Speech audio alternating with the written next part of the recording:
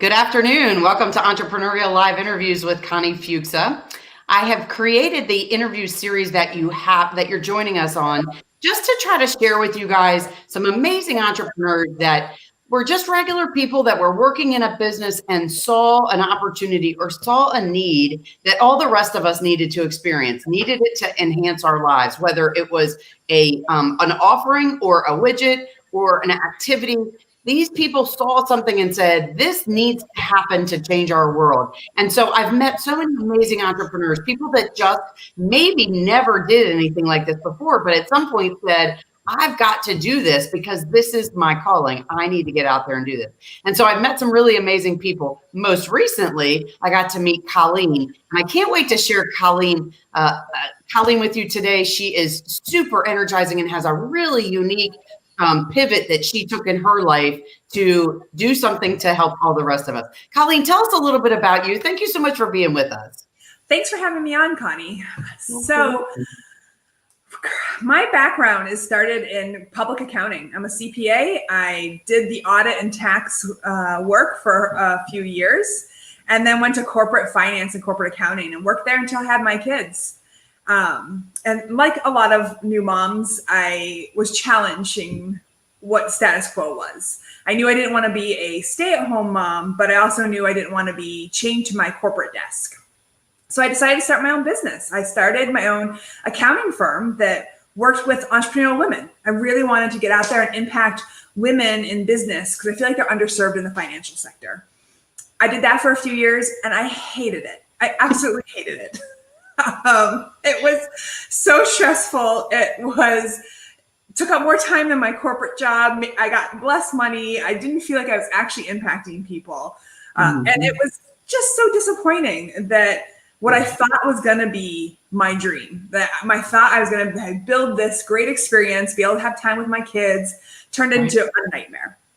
So I shut my business down. I passed my clients off to another colleague and just took time out because I messed up somehow. I thought I was doing the right thing. And I had another child in that time off, and then slowly started getting back into the finance world by consulting with mergers and acquisition companies, doing business valuations.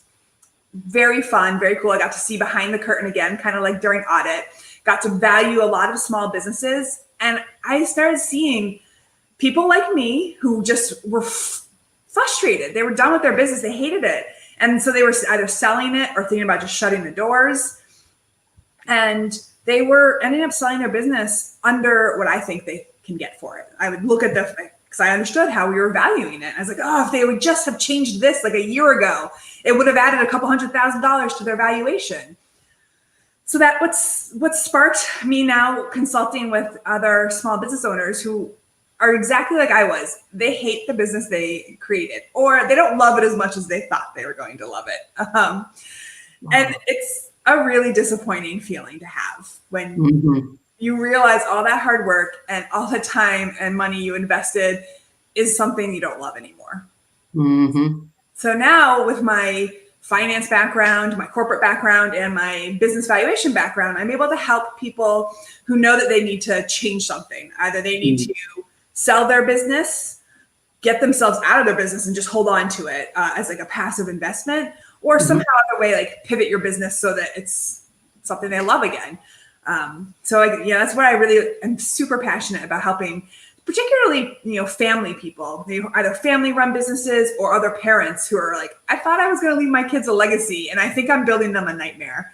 So working with them on, all right, let's see what the numbers say. Let's figure out how we can get the most money and most return on investment for all the work you've put in. Don't just walk away from it. Yeah. And I can tell you, I've come across so many people who are like, I wish I had met you 5 years ago. I just shut the doors on my business. I walked away from it because I was done and I didn't think there was anything there I could sell. And there's always something you can sell.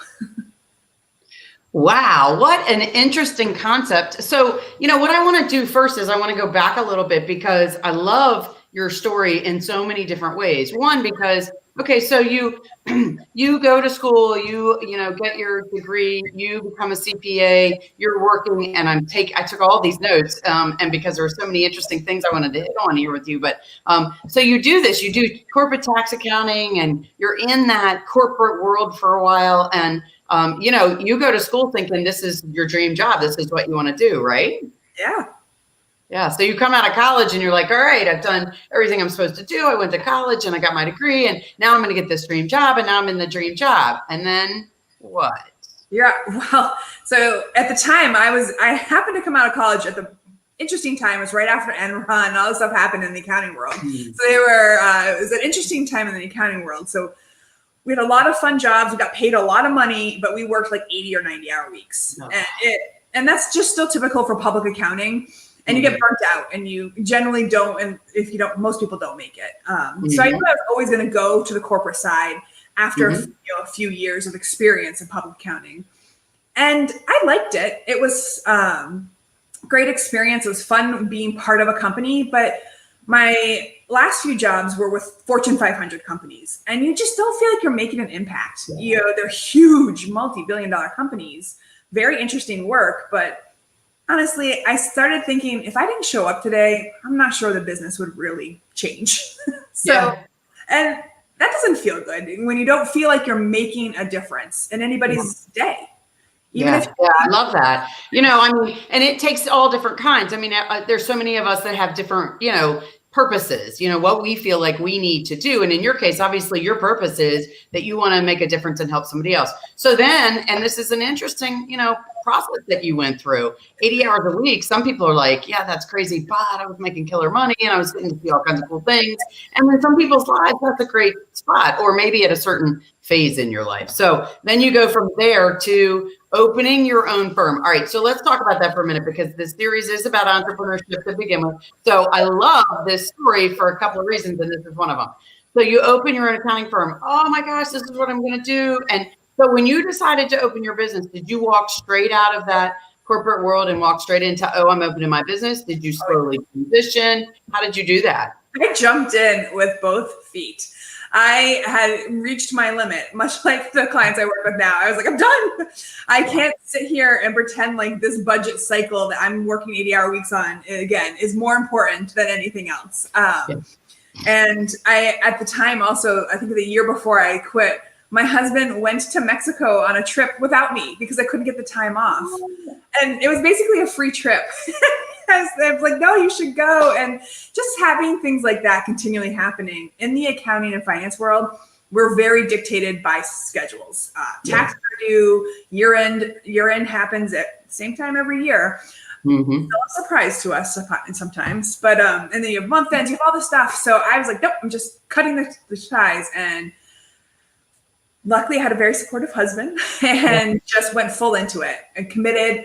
I built a practice basically by word of mouth and networking. And I found I built my business the wrong way. And I think a lot of people do that. We all make that mistake. Like, I can help anybody, so I'm going to take anybody. Or you don't have the right strategy when you're starting your business. So you end up, you know, just taking whatever's out there, and generally don't end up being very rewarding clients. So that's an interesting concept. And I'm just going to stay in this lane for a minute before we get to where you are now, because I think this is really important, you know, good and bad. You know, you spoke to a couple of things that I really wanted to touch on. A lot of times we talk about having support, you know, whether it's your family, whether it's, you know, team members, whether it's attorneys and accountants and whatever it is when you start your business, what that support is. But, you know, one of the things you touched on is having a very supportive home situation, and how imperative that is, because it's the one thing that keeps your brain and your body continuing to go when everything else isn't going right. So talk to us a little bit about that, because I think that's so important. Even if you're somebody listening who doesn't have a spouse, you know, there's a family member, or there's that, whoever that person is, that is your lifeline that keeps you, you know, your head above the water when everything else is pulling you down. This is what I want to talk about for a second.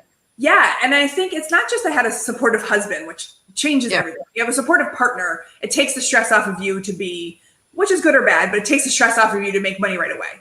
Sometimes I wish there was a little more stress. At that time, I might have pushed a little harder, but there's good and bad. But on the other hand, I also had my father and my father-in-law were both entrepreneurs as well. And my background being in accounting, I tend to be a little more conservative, risk-taking wise. So I remember talking to my dad and saying, how did you have the courage to start your own business when you had 3 young kids? And he was like, because I knew I wanted to spend time with you guys. And I wanted to have a different life. And, he took the risk. We were lower middle class, but my dad coached my softball teams. My dad was there and I went to work with them and it was fun. I got to sit in the office and my mom worked for my dad. And so having 2 parents in our family, including my father-in-law, who've gone through it and built my father-in-law built a very successful business. My dad built a business that we lived off of. Yeah. And obviously it was successful enough. Yeah. And a lot of parents will say, no, just go safe. Why would you walk away from a salary that you know you're going to get? Right. Or a spouse might say, no, we need that income. And I am very lucky that I have a supportive family. But if you don't have a supportive partner or family, there are a lot of great communities of people who are also entrepreneurial minded, who will be your support system, either emotionally or strategically. There's a really cool movement going to having like board of directors for small entrepreneurs, like solopreneurs. And you get into these communities where you're each other's board of directors. So you're not alone. Because that's the worst feeling, is you feel like you're alone in your business. Gosh, I love that you brought that up, because that's one of the things I like to talk about, because I truly feel like, and that's one of the reasons I started this series. I mean, I owned my own business for more than 30 years. And yes, I had supportive family and, certain people were always there, good listeners. But, there is so much to understanding that it's okay if things don't go right. It's okay to ask for help. And in the entrepreneurial world, most people are conditioned, unfortunately, to believe that you're not supposed to make a mistake. And if you are, don't let anybody know. Just pretend like that's how it was supposed to be, instead of saying, I just don't know and I need some help, and not being afraid to ask. And so usually the concept and the conversation when we talk to people is about having mentors, and mentors come in every shape and size, including family members, spouses, people that have done what you wanted to do, in your dad and your father-in-law's case, and not being afraid to ask, show me how to do this, or I just don't get it. It's okay to ask those things. And that's why I love that you're sharing that. Yeah. Well, and again, you go into business and you think, I can't let people know I don't know everything because I'm trying to sell whatever I'm selling. Right. But none of us know everything. And I think that's the biggest thing about being a small business owner is everybody else has made the same mistakes you're making. Everybody else has messed up in the similar ways. And it does get much less scary when you talk to somebody in the accounting world. I can tell you the kind of messes we see when people come in and you're like, okay, you haven't filed taxes in 4 years. That's okay. We'll figure it out. But everyone's struggling with certain aspects of their business, and just to talk to people about it. So talk to me about one of the other things that you brought up about when you first started your business, just going out there and taking in anything that came your way. I want it all. I'm going to take it all. I'm going to put up with it all. I'm going to do it all. But that's not the best step for you. What is the best step? What do you talk to us about what you mean by that? Like, maybe there's some people I shouldn't have taken on, some things I shouldn't have done. Definitely. So when you start your first business or starting a new business, you're constantly thinking, I need to get customers. I totally agree. That should be your number one objective, is get somebody you can sell whatever you're selling and start selling it. Yeah. And we get into this frantic phase where it's like, okay, I'll talk to anybody. And you talk to them and I don't know about everybody else, but I know a lot of people I know, you get in that feeling, you're like, oh God, this person's going to be difficult to work with, but I really want to get a client, or I really want to secure a deal. And so you work with those people, and they can be lovely people, or they're not your ideal client. Like, I really personally, at the time I started my accounting company and now, really want to work with people who are focused on improving their lives, the people who know that there's always something better and, are going to be open to change. That philosophy went out the door in my first business. On the very first client I got, I was like, oh, well, they don't really fit this mold, but it'll be okay. And it became a drain of energy on me, because they're not my people. My people are people who are constantly trying to improve. constantly looking for a way to be better, happier, do more. And so in that first company I built, I took a lot of people on that not only weren't the right attitude clients, they also weren't my right size clients. A lot of them were too early in business to really need my support. And they were just looking for somebody to be there with them because they're solopreneurs. Mm-hmm.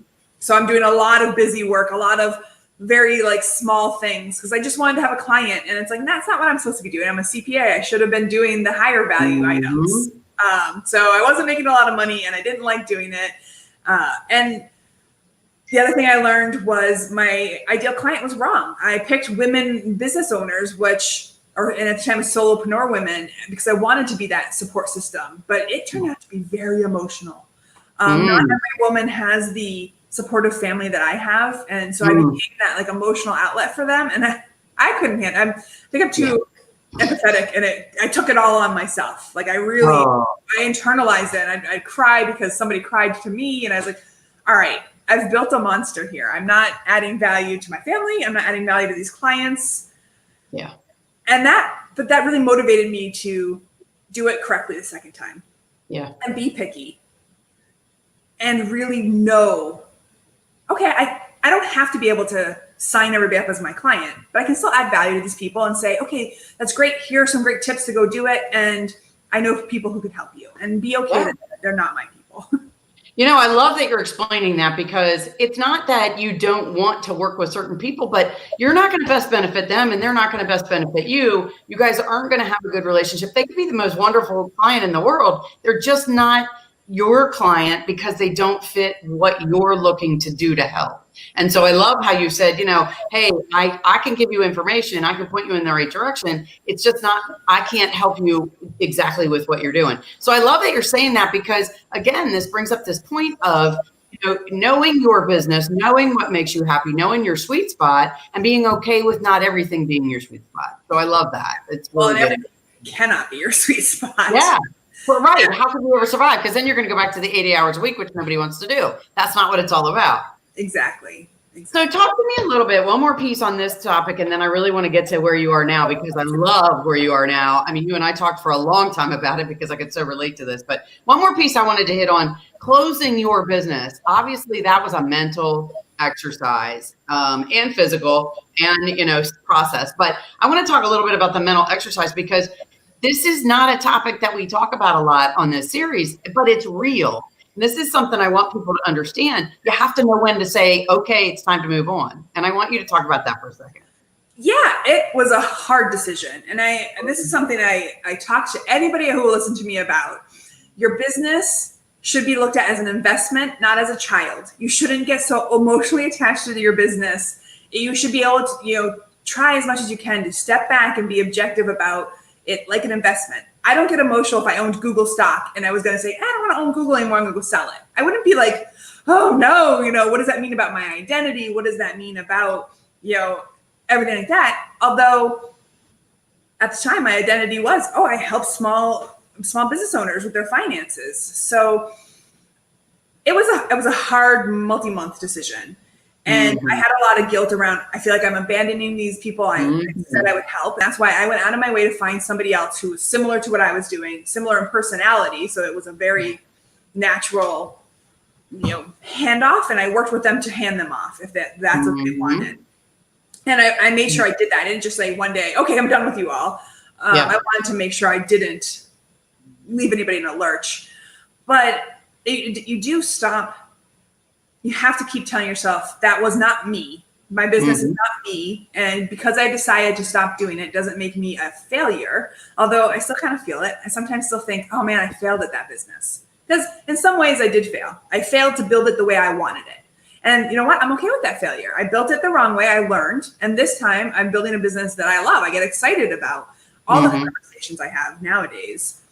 And good yeah, learning. that's fantastic. And I like to say when you're talking about that, I really don't look at that as a failure. I look at it as you learned a whole lot about what to do next, what your next step is. So really, instead of failing, what you did is did a lot of learning and you did it the right way. You know, you realized that it wasn't for you. And instead of dragging it on and feeling guilty about it, you said, let me just take the right steps and go, let's move into the right direction that I really need to be in. So I really respect that. And I truly don't think that at all you look at that as a failure. I totally think you'd look at that as, hey, we figured out how to do next.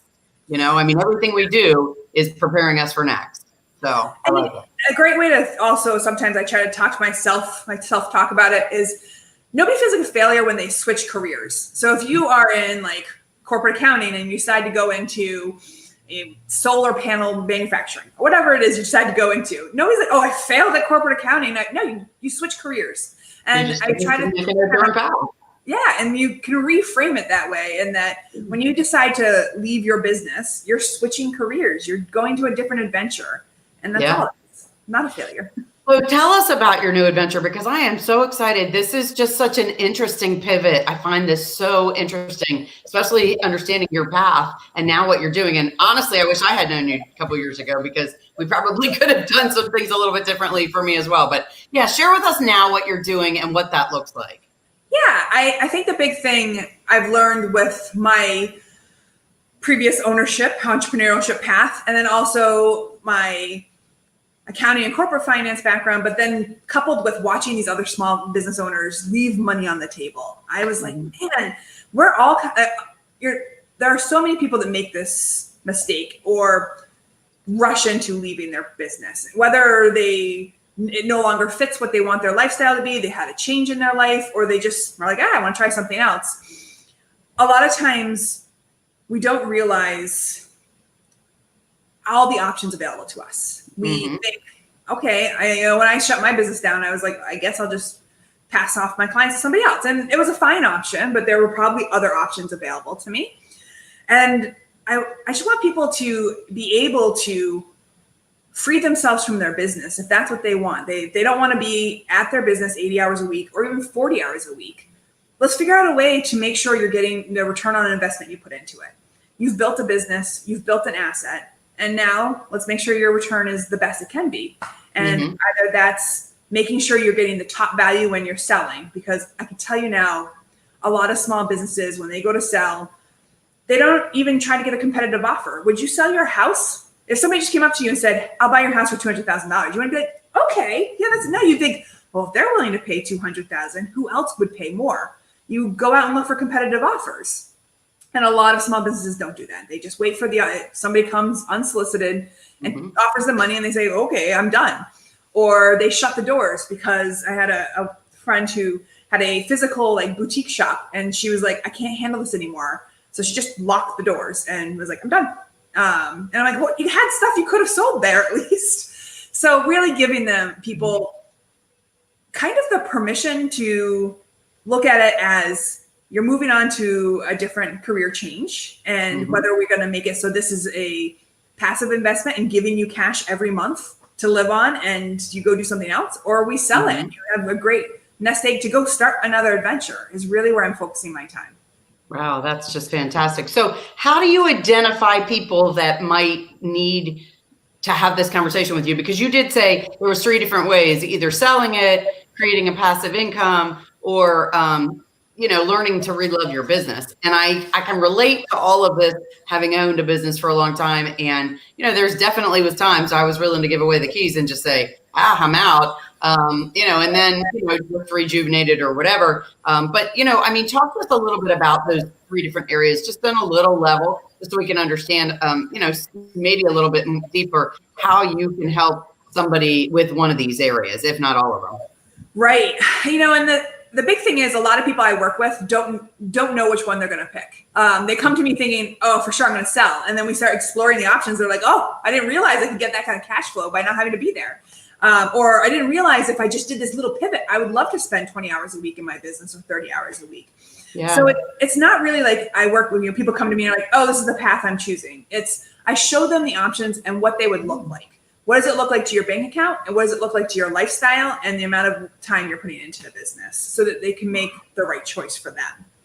And that's really interesting. So do you spend, you have obviously a consulting setup with someone, you're walking them through all of their information and then what the options are. And then do you stay on for some period of time, or is this a finite kind of setup in the way you designed it? Definitely. So the way it works now is there's a 3-month kind of time frame where we go through and we deep dive on everything. We figure out where they currently are, get really clear. Like, what if you wanted to sell your business today? What do I think you could get for it? Where do you stand personally with your finances and your personal life? And then I give them a detailed list of options I think are available to them, and I show them this is what each of them would roughly look like. And then the client picks generally one, maybe two, if they're close enough. We can say, well, I'm not sure if I want to sell it to this employee or if I want to maintain ownership. So I'll build a plan for them to get them to that end result. And that takes 3 months. And then I generally stay on for about 2 years afterwards, a recurring monthly consulting to make sure we're on track with the plan. I update the plan because things change. Like the second you make a plan, it changes. So yeah, like we have a pandemic or something. exactly. Or whatever. Yeah. Yeah. So I like this because you not only, there's businesses, there's companies out there that evaluate business, give you a valuation on your business. And that takes a couple months to do. But not only are you helping get a valuation, but you're also helping disseminate what exactly is the proper path for each person. Because, we all think, oh gosh, I'm done, I want to sell, but that maybe isn't the best path for you. And you just haven't been shown different options. And so not only do you do evaluation, but you also set the options up, and then you also manage the path. Exactly. I mean, you can get a business valuation if you think, oh, I know I want to go sell. You go find a broker, mergers and acquisition broker. They'll give you a valuation, and they will pressure you to sell because that's their job. That's how they make money. They want you to sell your business, which is fine. It's nothing. There's nothing wrong with that. I work with those companies, and they're great at what they do. And what they are doing is they're finding people who want your business, to create a competitive market and selling your business. Yeah. But what I'm saying is, if you have a little bit of runway, say 6 to 18 months before you definitely need to walk away from your business, we can make small changes that will get you hundreds of thousands of dollars more when you go to sell your business. Love it. Or you may find out you don't want to sell your business. So try to it's kind of like if you go to a neurologist, the solution is going to be something wrong with your brain. You go to a surgeon and surgery is the answer. If you go, if you're going to a specialist, they're giving you their prescription. So I like to look at it from all different ways. Like, don't lock yourself into one solution until you know what's right for you. Right. I love it. I love it. Well, gosh, Colleen, this has been so exciting. I mean, so much good information and so much genuine raw energy. And I really appreciate that too, because the insight that you've given is so many pieces that the people on the other side of us that are watching need to hear and need to understand that it's not just this only island that you live on that you're trying to make things work. I mean, we all go through steps and they don't always work. And then we make decisions to move in a little bit of a different direction. So making a career change. I love that quote, and that's one of my favorite ones. So I really appreciate you sharing. Thank you so much for being with us. Tell me a couple of things. Number one, tell me what's your go-to piece of advice for somebody who's stuck in a rut or thinking about starting a business or is sitting in their business trying to figure out how the heck to get out of it. Give me your go-to piece of advice that's worked for you.